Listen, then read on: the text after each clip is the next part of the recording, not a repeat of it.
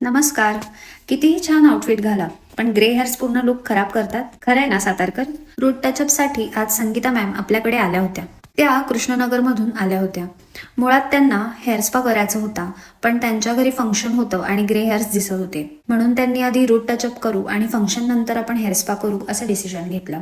Function नंतर hair spa केल्याने त्यांना प्रॉपर रिलॅक्सेशन पण मिळेल. संगीता मॅम आपल्या रेग्युलर कस्टमर आहेत. मॅमचा स्वतःचा बिझनेस आहे आणि हेअर ग्रोथ झाली की त्या नेहमीच आपल्याकडे येत असतात. मॅमला जास्त फॅशन फॉरवर्ड स्टाईल नको होती. सिम्पल आणि डिसेंट लुक त्या प्रिफर करतात. पहिल्यापासूनच मॅम कलर मेंटेन करतात, ज्यामुळे त्यांच्या पर्सनॅलिटीला सूट होणारे नॅचरल लुक त्यांना आपण देतो. त्यांच्यानंतर श्रद्धा मॅम आपल्याकडे आल्या. त्यांना साताऱ्यात येऊन 3 महिने झाले आहेत आणि त्यांनी आपला सलून बद्दल गुगलवर सर्च केलं. आपल्या सर्व्हिस त्यांना खूप चांगल्या वाटल्या आणि त्यामुळे त्या आपल्या सलूनला आल्या. श्रद्धा मॅम MIDC मध्ये जॉब करतात आणि त्यांना मुंबईला मीटिंगसाठी जायचंय. सो त्यांच्या हेअर्समध्ये पण ग्रे हेअर्स विजिबल होते, म्हणून त्यांना आपण रूट टचअप करायचा ठरवला. मॅमचे स्कॅल्प ऍक्च्युली खूप सेन्सिटिव्ह आहे आणि अमोनियामुळे त्यांना डोळ्यांना खूप त्रास होतो, म्हणून त्यांच्या रिक्वायरमेंटनुसार आपण ammonia free hair colour use केला. त्यांच्या स्कॅल्प आणि कम्फर्टला प्रायोरिटी देत सेफ आणि प्रीमियम सर्व्हिस देणे हा आपला मेन फोकस आहे. मॅमला तर त्यांचं ट्रान्सफॉर्मेशन खूप आवडला.